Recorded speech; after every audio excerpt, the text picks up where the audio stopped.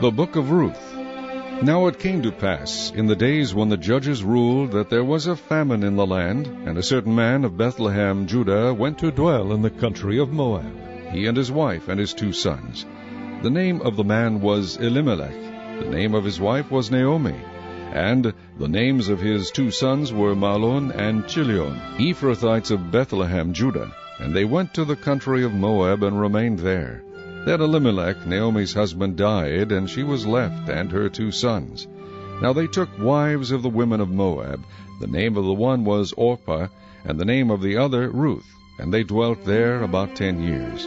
Then both Mahlon and Chilion also died, so the woman survived her 2 sons and her husband. Then she arose with her daughters-in-law that she might return to the country of Moab, for she had heard in the country of Moab that the Lord had visited his people by giving them bread. Therefore she went out from the place where she was, and her 2 daughters-in-law with her, and they went on the way to return to the land of Judah.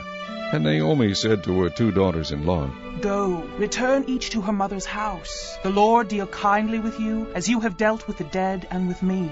The Lord grant that you may find rest, each in the house of her husband. So she kissed them, and they lifted up their voices and wept. And they said to her, Surely we will return with you to your people. But Naomi said, Turn back, my daughters. Why will you go with me? Are there still sons in my womb, that they may be your husbands? Turn back, my daughters. Go, for I am too old to have a husband. If I should say I have hope, if I should have a husband tonight, and should also bear sons, would you wait for them till they are grown? Would you restrain yourselves from having husbands? No, my daughters, for it grieves me very much for your sakes, that the hand of the Lord has gone out against me. Then they lifted up their voices and wept again. And Orpah kissed her mother-in-law, but Ruth clung to her. And she said, Look, your sister-in-law has gone back to her people and to her gods. Return after your sister-in-law. But Ruth said, Entreat me not to leave you, or to turn back from following after you. For wherever you go, I will go, and wherever you lodge, I will lodge. Your people shall be my people, and your God my God. Where you die, I will die, and there will I be buried. The Lord do so to me, and more also, if anything but death parts you and me. When she saw that she was determined to go with her, she stopped speaking to her.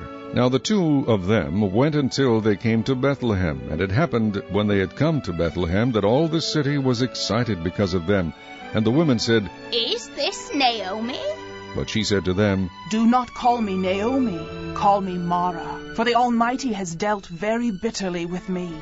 I went out full, and the Lord has brought me home again empty. Why do you call me Naomi, since the Lord has testified against me, and the Almighty has afflicted me? So Naomi returned, and Ruth the Moabitess, her daughter-in-law, with her, who returned from the country of Moab. Now they came to Bethlehem at the beginning of barley harvest. Chapter 2. There was a relative of Naomi's husband, a man of great wealth, of the family of Elimelech. His name was Boaz. So Ruth the Moabitess said to Naomi, Please let me go to the field, and glean heads of grain after him in whose sight I may find favor.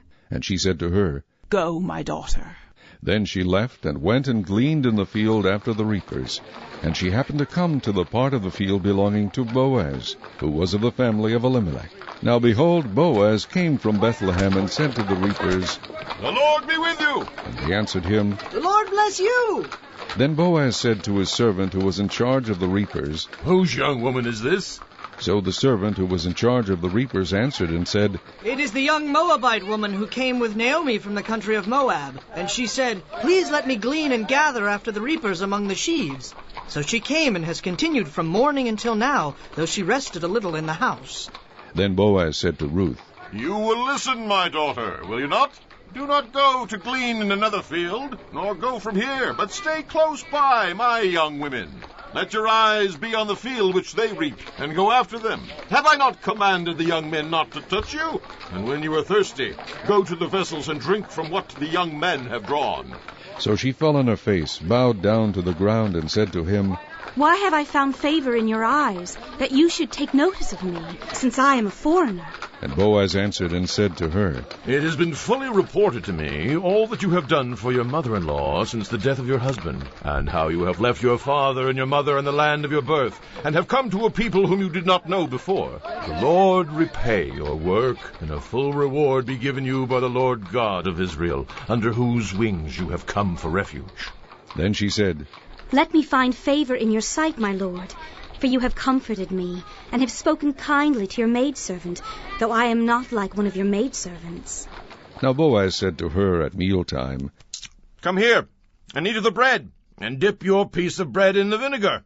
So she sat beside the reapers, and he passed parched grain to her, and she ate and was satisfied, and kept some back. And when she rose up to glean, Boaz commanded his young men, saying, Let her glean even among the sheaves, and do not reproach her. Also, let grain from the bundles fall purposely for her. Leave it that she may glean, and do not rebuke her.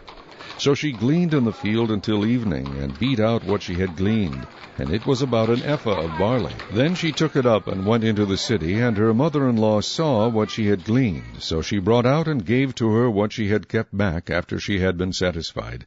And her mother-in-law said to her, Where have you gleaned today? And where did you work? Blessed be the one who took notice of you. So she told her mother-in-law with whom she had worked, and said, The man's name with whom I work today is Boaz. Then Naomi said to her daughter-in-law, Blessed be he of the Lord, who has not forsaken his kindness to the living and the dead. And Naomi said to her, This man is a relation of ours, one of our close relatives. Ruth the Moabitess said, He also said to me, You shall stay close by my young men until they have finished all my harvest. And Naomi said to Ruth, her daughter-in-law, It is good, my daughter, that you go out with his young women, and that people do not meet you in any other field. So she stayed close by the young women of Boaz to glean until the end of barley harvest and wheat harvest, and she dwelt with her mother-in-law. Chapter 3. Then Naomi, her mother-in-law, said to her, My daughter, shall I not seek security for you, that it may be well with you? Now Boaz, whose young women you were with, is he not our relative? In fact, he is winnowing barley tonight at the threshing floor. Therefore, wash yourself and anoint yourself, put on your best garment, and go down to the threshing floor. But do not make yourself known to the man until he has finished eating and drinking. Then it shall be, when he lies down, that you shall notice the place where he lies, and you shall go in, uncover his feet, and lie down. And he will tell you what you should do. And she said to her, All that you say to me I will do. So she went down to the threshing floor, and did according to all that her mother-in-law instructed her.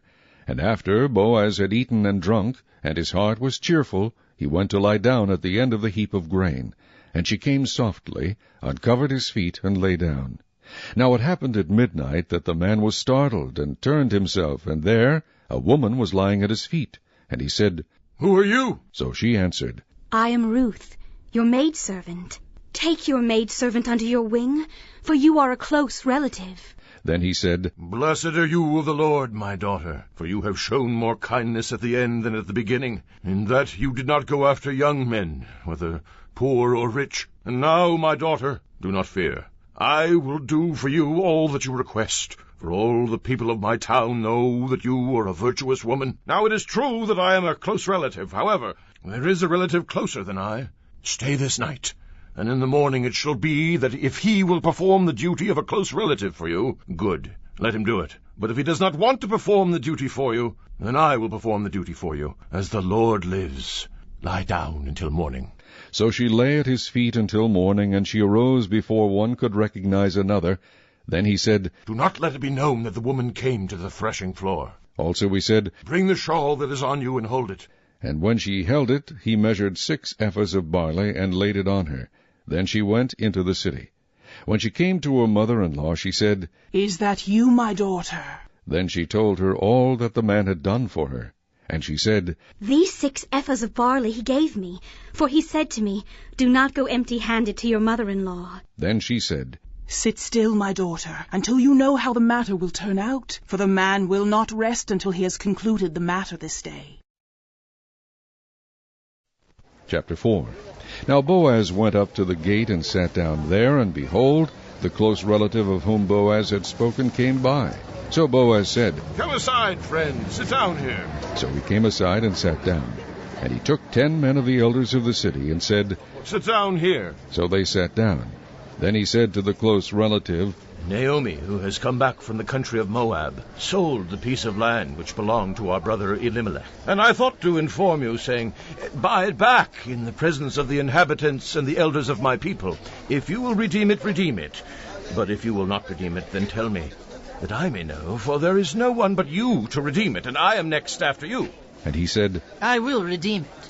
Then Boaz said, On the day you buy the field from the hand of Naomi, you must also buy it from Ruth the Moabitess, the wife of the dead, to perpetuate the name of the dead through his inheritance.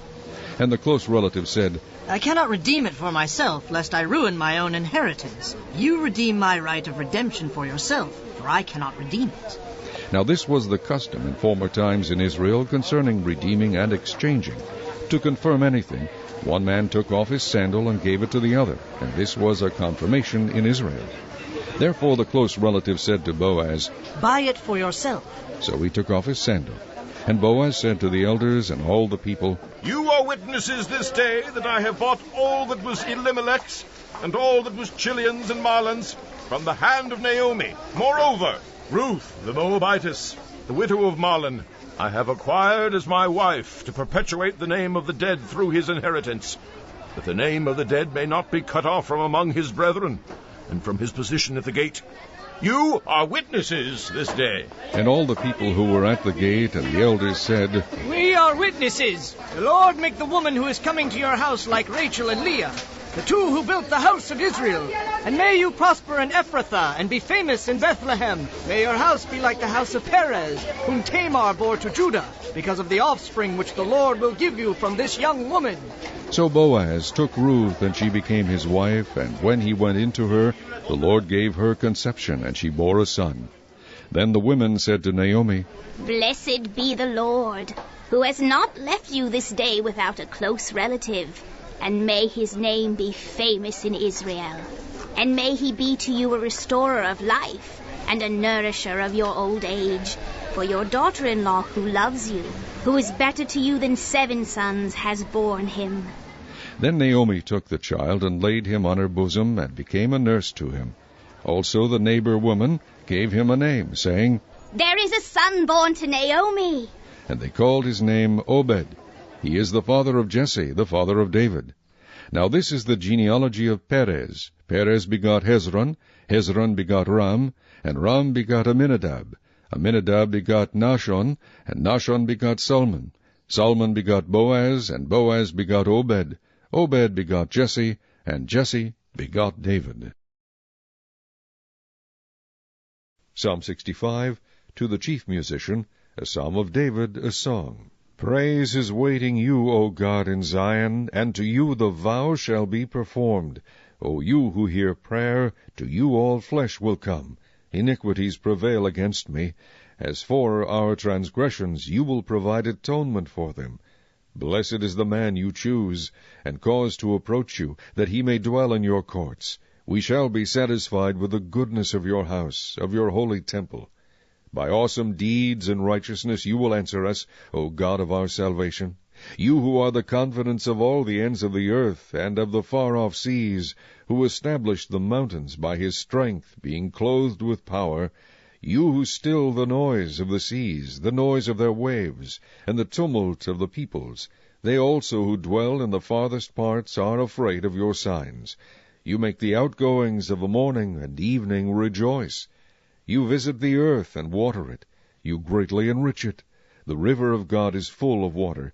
You provide their grain, for so you have prepared it. You water its ridges abundantly. You settle its furrows. You make it soft with showers. You bless its growth. You crown the year with your goodness, and your paths drip with abundance. They drop on the pastures of the wilderness, and the little hills rejoice on every side. The pastures are clothed with flocks. The valleys also are covered with grain. They shout for joy. They also sing. Chapter 24. Now on the first day of the week, very early in the morning, They and certain other women with them came to the tomb, bringing the spices which they had prepared. But they found the stone rolled away from the tomb. Then they went in, and did not find the body of the Lord Jesus. And it happened, as they were greatly perplexed about this, that behold, 2 men stood by them in shining garments. Then, as they were afraid and bowed their faces to the earth, they said to them, Why do you seek the living among the dead? He is not here, but is risen. Remember how he spoke to you when he was still in Galilee, saying, The Son of Man must be delivered into the hands of sinful men, and be crucified, and the 3rd day rise again. And they remembered his words. Then they returned from the tomb, and told all these things to the 11, and to all the rest. It was Mary Magdalene, Joanna, Mary the mother of James, and the other women with them, who told these things to the apostles. And their words seemed to them like idle tales, and they did not believe them. But Peter arose and ran to the tomb, and stooping down he saw the linen cloths lying by themselves. And he departed, marveling to himself at what had happened. Now behold, 2 of them were traveling that same day to a village called Emmaus, which was 7 miles from Jerusalem. And they talked together of all these things which had happened. So it was, while they conversed and reasoned, that Jesus himself drew near and went with them. But their eyes were restrained, so that they did not know him. And he said to them, What kind of conversation is this that you have with one another as you walk and are sad? Then the one whose name was Cleopas answered and said to him, Are you the only stranger in Jerusalem? And have you not known the things which happen there in these days? And he said to them, What things? So they said to him, The things concerning Jesus of Nazareth, who was a prophet, mighty in deed and word, before God and all the people. And how the chief priests and our rulers delivered him to be condemned to death, and crucified him. But we were hoping that it was he who was going to redeem Israel. Indeed, besides all this, today is the 3rd day since these things happened. Yes, and certain women of our company who arrived at the tomb early astonished us. When they did not find his body, they came saying that they had also seen a vision of angels who said he was alive. And certain of those who were with us went to the tomb and found it just as the women had said. But him they did not see. Then he said to them, O foolish ones, and slow of heart to believe in all that the prophets have spoken, ought not the Christ to have suffered these things, and to enter into his glory? And beginning at Moses and all the prophets, he expounded to them in all the Scriptures the things concerning himself. Then they drew near to the village where they were going, and he indicated that he would have gone farther. But they constrained him, saying, Abide with us, for it is toward evening, and the day is far spent. And he went in to stay with them. Now it came to pass, as he sat at the table with them, that he took bread, blessed and broke it, and gave it to them.